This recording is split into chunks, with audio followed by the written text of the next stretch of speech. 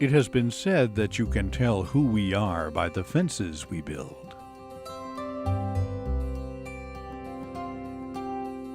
Fences have woven themselves into our literature and our lives.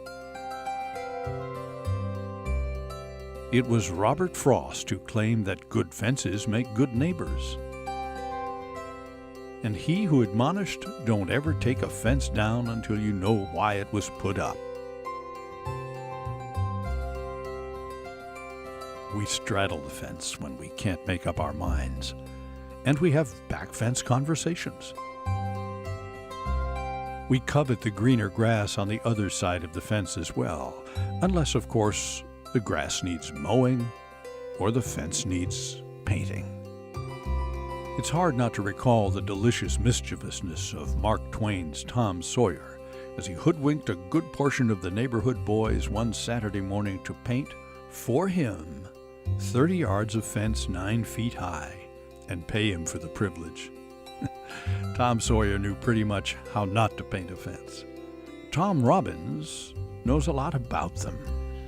We're looking at a rail fence, a split rail fence here. This one specifically is often referred to as a worm or snake fence. I've also heard it referred to as a Virginia fence. Worm or snake seems to make sense because when you look at it from the air, it does look like a wriggling snake or worm. The old saying for a good rail fence was it needed to be horse high, hog tight, and bull strong. There are some advantages with this fence. First of all, you didn't have to have any fence post.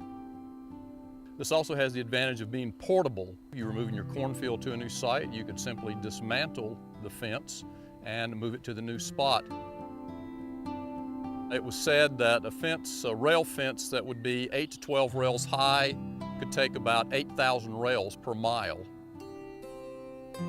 It may seem to be very wasteful in terms of the amount of wood needed, but you actually could save time in the long run by not having to put the post holes in.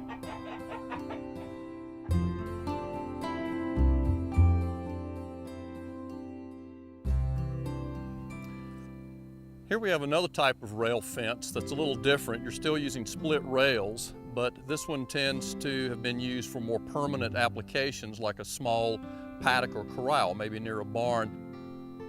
This is sometimes referred to as a stake and rider type of rail fence. You have 2 stakes or posts, then the rails are stacked in between the posts.